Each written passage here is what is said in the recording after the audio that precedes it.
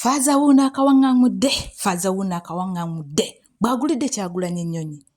Faaza wuuno, bannange faaza wuuno agulidde Kyagulanyi Nnyonyi.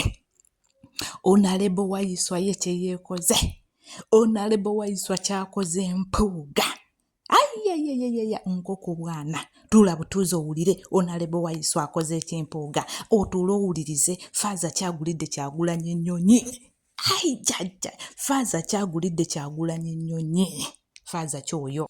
Musiibye mutya mwenna Abannayuganda gye muli? Kansuubire nti muli bulungi. Mwenna mu bitundu byammwe gye muli, gye musinziire okutuwuliriza, gye musinziire okusheyalingira message, kansuubire nti muli bulungi. Amannya n'eddoboozi mpitibwa Olivia Katende. Bambi bamikwano mbasaba subscribe my YouTube channel tusobole okulaba muno tutambuliza wamu ebigenda mu maaso ebitambula mu ggwanga Uganda na biki ebiriwo tusobole okuba mbuno ababeera batabimanyi nga bali eyo nga bali mu byabwe basobole okulaba mbuno nabo babitegeera. Olunaku olwaleero we lukeeredde bamikwano bannange nga masanyu meereere. Olunaku lwa jjo nkoko njeru dysentery yabadde eri mu kujaguza olunaku lwa Maama Maria. Ffe Abakatuliki guno omwezi gwe tulimu mwezi gwa Maama Maria. Munnange nkoko njeru yabadde eri mu kujaganya. Faaza nno munnange gye yavudde n'alyoka agamba nedda ekimala kimala. Faaza gye yavudde n'alyoka agamba ekimala kimala. Tusabire abakulembeze baffe. Tusabire abakulembeze baffe naddala abo abaana abali mu opposition. Naddala abaana abo abali mu opposition. Tusabire Robert Kyagulanyi Ssentamu. Tusabire omukulembeze waffe oyo eyakafuna obuvune. Kinajjukirwa bulungi nnyo nti omukulembeze waffe Robert Kyagulanyi Ssentamu yakubwa okugulu, yakubwa akakebe ka tiyagaasi, yakubwa okugulu baali baagala kumenya. Faaza gye yavudde n'agamba nedda tetugenda kukkiriza mwana wattu mumenya magulu nga tusobola omugulira ennyonyi. Faaza n'alyoka agamba nze ennyonyi njiguze. Kyagulanyi atambulire mu bbanga. Bannange essanyu jjereere, bannange essanyu jjereere nze mbabuulireko. Faaza yakawaŋŋamudde n'agulira Kyagulanyi Nnyonyi. N'agulira Kyagulanyi Nnyonyi n'amugamba munnange Kyagulanyi. Yoka amugamba no nedda. Nedda bannange ekimala kimala. Ekimala kimala. Faaza wuuyo, Faaza mugenda mulabako. Bannange mugenda kufa essanyu nga nze we nalifudde nga Faaza agulidde Kyagulanyi Nnyonyi. Kyagulanyi kati nno oba lwe kibadde kibaluma ng'agisasulira tiketi, visa zo already azirina naye ng'agisasulira tiketi. Ate kati bw'anaaba nti emusitukira magere. Bwe naaba esituka magere okugenda waggulu agenda mu America, agenda Canada, agenda France, agenda Germany ng'esituka magere kinaawulikika kitya? Tweyanziza nnyo Faaza, tweyanzeege. Tweyanziza n'omukisa gwaffe gwe watusabidde aba opposition essaawa yonna tugenda kufuuka ba gavumenta. Tweyanziza nnyo Faaza munnange, weebale nnyo, weebalire ddala omukisa ogwo gwe watuwadde n'okwagala kwe watulaze mbuno ggwe eggwanga lyo olyagala ate era ogenda ddibeeramu paka ng'ensi ekyuse. Tweyanziza nnyo, tweyanzeege. Awo nno nga tuvuddewo munnange gye twasangidde Wayiiswa. Eyo nno nga tuvuddeyo munnange gye twasangidde Wayiiswa ku Paalo of Africa, Paalo Radio abasinga mugimanyi, n'alyoka atusomesa teeka ki bampuuga lye baleeta, lwaki balireeta, lwaki baagala twenyigire mu mateeka, lwaki baleeta ennongoosereza, lwaki bawandiisa ekibiina ekiyitibwa PPF. Bannange lwaki ebyo byonna baabireeta? Byonna baabireeta okwagala okubuzaabuza Omunnayuganda, byonna baabireeta okwagala okubuzaabuza Omunnayuganda obutategeera kiki kigenda mu maaso mu ggwanga Uganda. Wayiiswa we yayimiridde n'abagamba bannange Abannayuganda temubuzaabuzibwa, ekituufu kiri nti bali baayagala kubaggyako ekigambo people power kubeera mbuno be baagala okukitwala. Katusooke tulabe Faaza yatugulidde ennyonyi, then tulabe ne Wayiiswa waffe kiki kye yabadde atusomesa.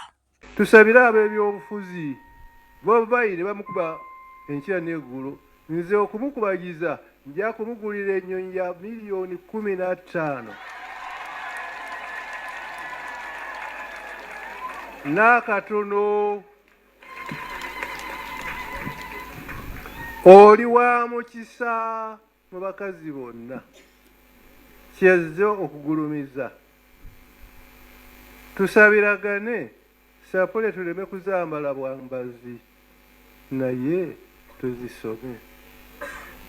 Essaala ya Yezu enkulu kitange bewampa nange njagala abo bwaba babeera.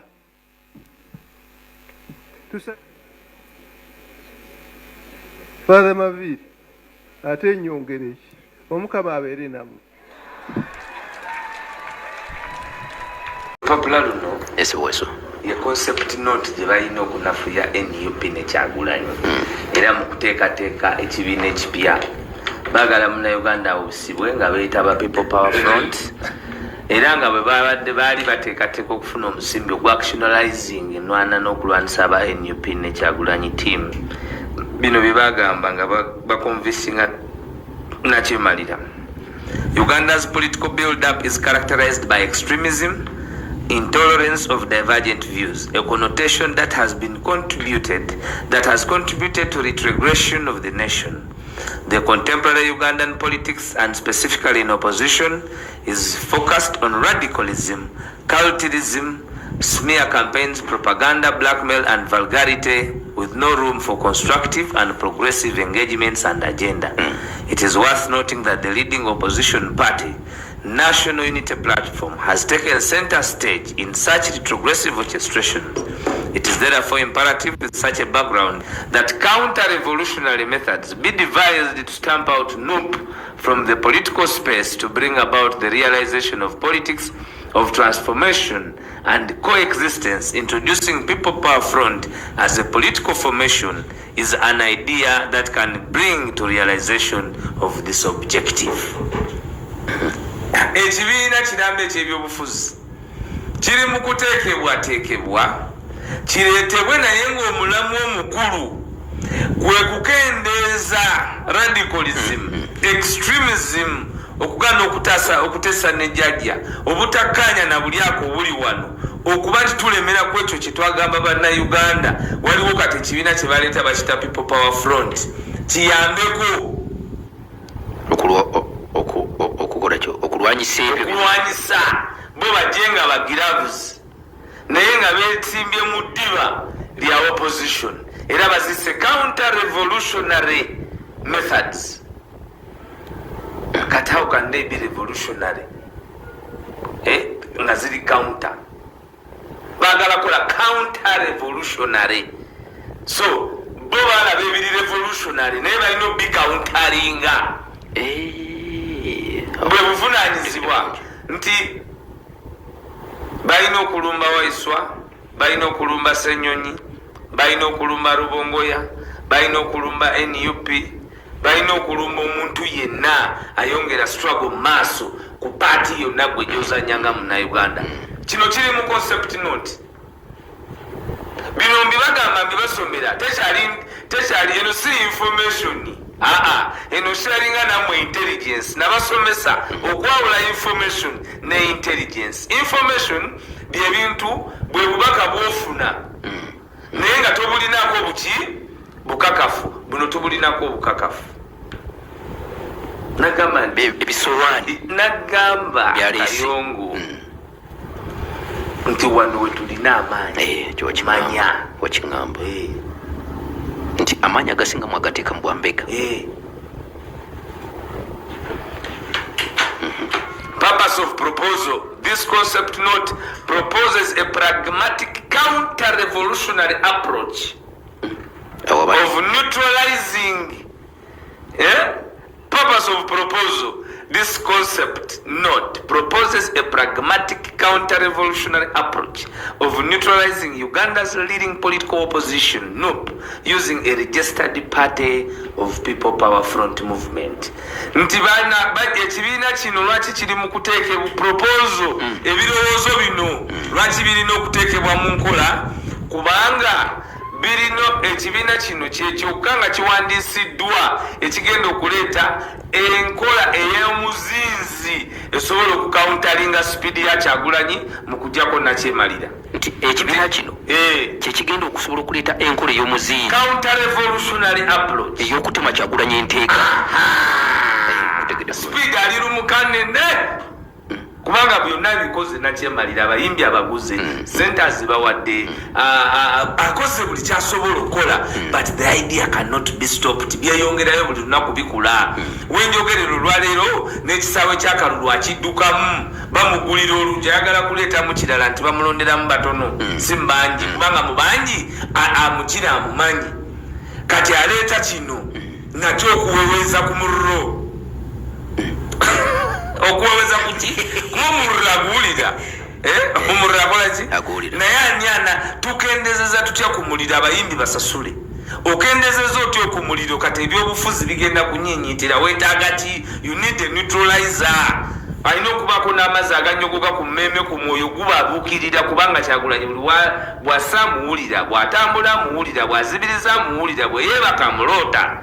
How do you neutralize? Olina okuba n'abantu bangi. It's very expensive even for the country kubanga wano nkugambye already sente ziri forked out obuwumbi 3.5 billion kati 2.5 lyaba yasigaza take back.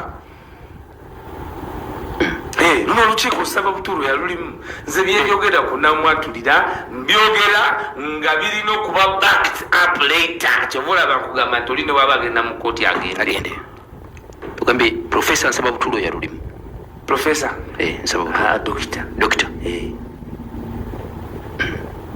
abimanyi byenjogerako ebya 3.5 billion owayanganira inoobagay kakati Kayongo target audience baki be batunuulidde mu kuteekawo ekibiina kya People Power Front bani abatunuuliddwa Kayongo abanga n'agubaamu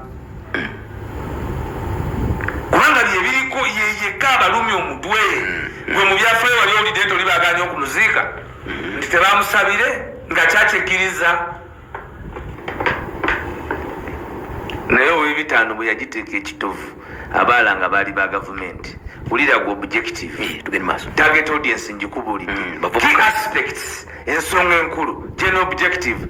The objective of People Power Front is to advance transformative politics in opposition by stamping out a derogatory and leading opposition political group NUP from political space.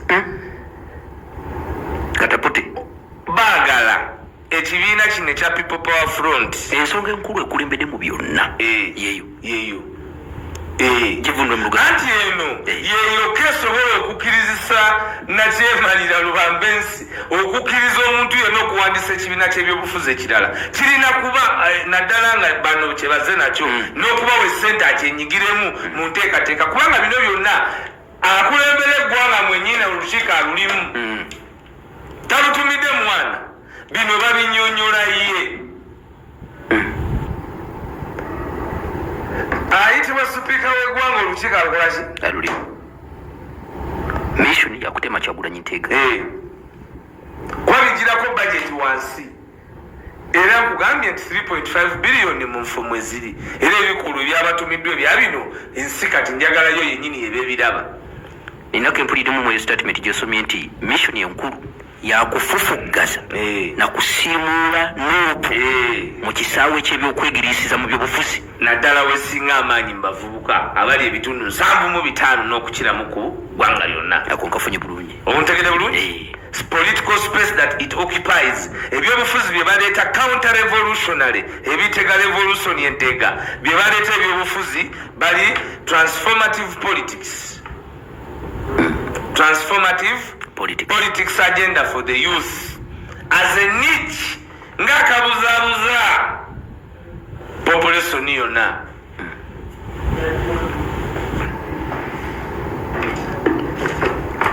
bagirisinga kasavu wuliriza key aspect number 1 eri yabadde general objective ey'ekibiina kwe kubeera nga eteekebwawo objective of People is to advance transformative politics in opposition by stamping out a derogatory and leading opposition political group. Aspect number 1 eri abadde general objective kakati that is how they structure documents. Abampuliriza ngezaako okusoma ekiwandiiko nga bwe kifaanana kubanga bwe kiti bwe kyabadde era bwe kiti bwe badde nokiteekateeka okusobola okuba nti esente yammwe w'omusolo etokomoka. Number 1 mu key aspects fracturing NUP by having a faction of NUP leaders break off from the party at all levels and starting up a new political party will completely distort and rupture NUP. Nti okusikiriza abakulembeze b'NUP twaha Kagabo nofuna bulungi kati gwe nkubuulira kubanga jjukira nagamba luli nti twaha Kagabo ne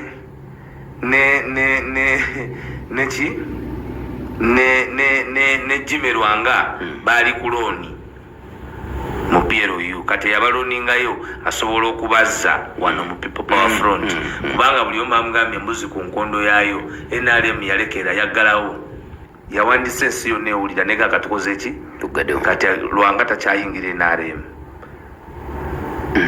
wano bakugambye okusobola okufa kulakyalinga balina okubaayo n'abantu abava mu kibiina bayingire wali amanya gwe togalaba togayina mpuliriza togayina gwa mpuliriza nago ng'atule amanya gaabo abeesomye okuyingirawo abayinza okuyingira wano nga basamba n'oli kuba kati gwe njagala bino bwe mbisoma otandike okugamba nti ani ali mu kukola ebitema enteega ani agezaako tema enteega ani ali ku bulipo tugende maaso crowd control. Disgruntled youth that would otherwise opt for other alternatives of gaining power such as coups, militia recruitment and violent means would be grouped in a formation and given a constructive agenda for engagement. Okukontrolinga abungi bw'abantu abakayanya okubeerawo kw'obwannakyemalira kino ekibiina kikakasa nakyemalira nti kigenda ku groupinga abantu era kibasomese okola ebintu ebirala ebiyinza okuba eby'omugaso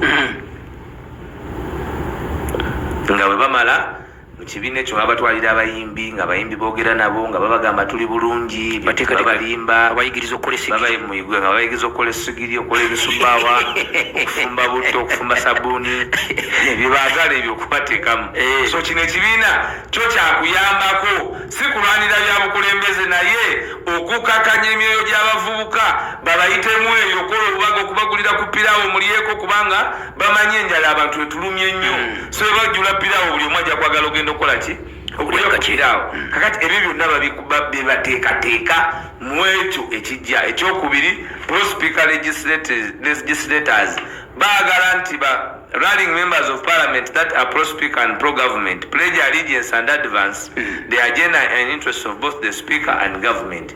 Ekibiina kino nti kyo kyakuwagiranga enkola ya sipiika era kigenda leeta abakabaka ba parliament abaligondera sipiika alibaako ow'NRM nakyo bakitadde mu buwandiike ekiri mu buwandiike kubanga bo bakuba Kyagulanyi babeere baliding opposition kuba nayo kati Kyagulanyi agifudde ofiisi y'amaanyi babeere leading opposition ki party kati bamala okubeera ba leading opposition party era beekomitinga eri oli ali mu kubayambako okweteekawo nti bo bagenda kuleeta ababaka nga balikiriziganya nabo ne puroguramu ya gavumenti era tebalikayanya kubanga ono afuusa akayinja mu ngatto nti sipiika alibaako kyakoba bona kyebakoba naye lwaki bakyogera batyo kubanga ono aliko y'omu ku bali mu kuprecipitatinga n'okufacilitatinga processes zino zonna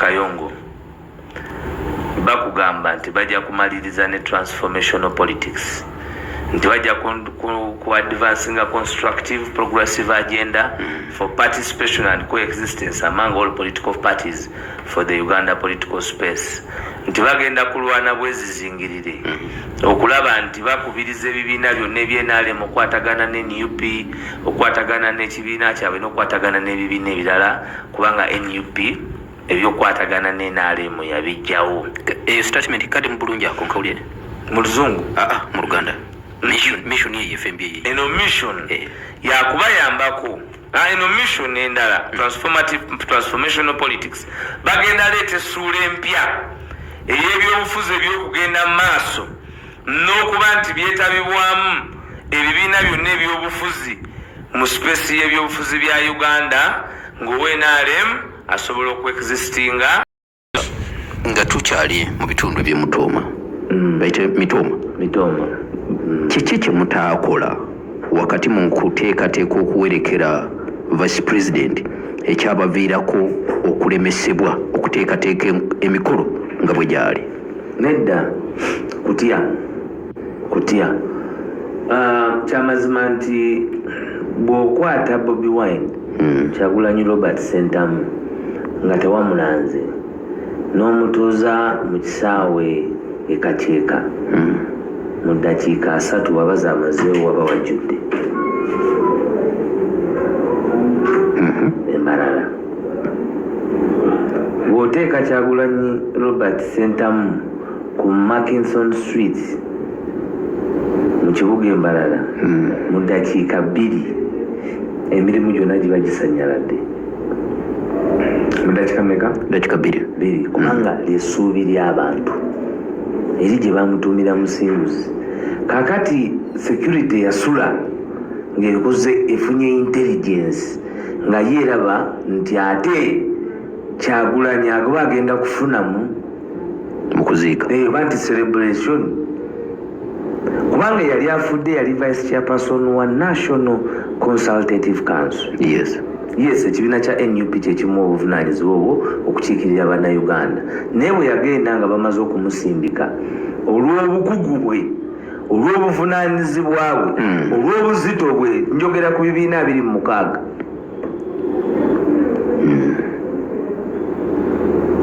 basilaba nga asaanidde okubeera vice chairperson wa National Consultative Council. Yasavinga mu NRA emyaka egisukka 15, abadde mukyala mugagga, abadde distinguished citizen, abadde accomplished lady, abadde retired person nga aweereza women emancipation and empowerment n'abaana, abadde muzadde wa responsible citizens in Western Uganda, era abadde azitowa ekimala. Naye ekyokuba nti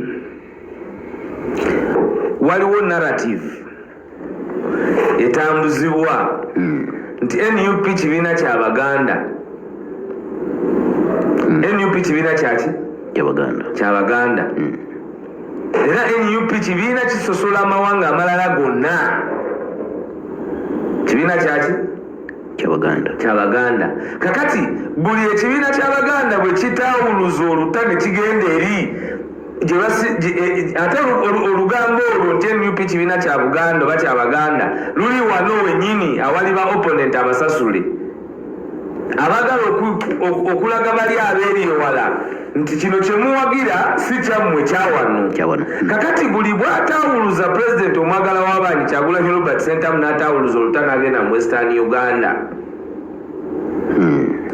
minzaani eyo batya nnyo kubanga ebalabisa, azitowa nnyo okukira ku kyebaagala okuguza abantu nti taliiyo. Oba ntegeerekese nti buli bw'alabika nti alabisa embalala gw'abadde tamanyi biri mbalala ate okyawanya ababadde bakulimba nti eri taliiyo. Kubanga amaanyi okola ki? Amaanyi ogalaba. Kakati buli bw'alabikira awantu wonna, akazannyo ka nakyemalira ne banne kwe kumuziyiza okulabikira awantu wonna nga bali mu kisaawe, ye bagamba be nga batambuza amawulire ag'obunafu. Eyo takitiki nno nayo mu bwannakyemalira nti emuziyize mu bantu era abantu abalala enkizo ye bamuweeko amawulire amakyamu nti mu bantu takyaliyo. Oba ontegedde? Era bakole bingi ebikakasa abantu nti takyali. Kakati eyo ye game plan yaabwe. Era ba proponents abalwanisa enzanya y'enkyukakyuka bo bonna bawulira nga balina politics of identity. The politics of identity, not the politics of merit. Kati ate Bobi Wine is with meritocracy, not identity. Kakati bali linda katono watugamba nti politics of identity oyinza kumpa kyakulabirako ki? Kayongo si wakobe Kayo musowachi. Siwakobe. Waiswa. Oyo musoga. Politics of identity. Yo waba abaina, because for us we are about meritocracy. Yes. It's meritocracy. Kakati ye bamuteekako oyo politics nti wa Buganda.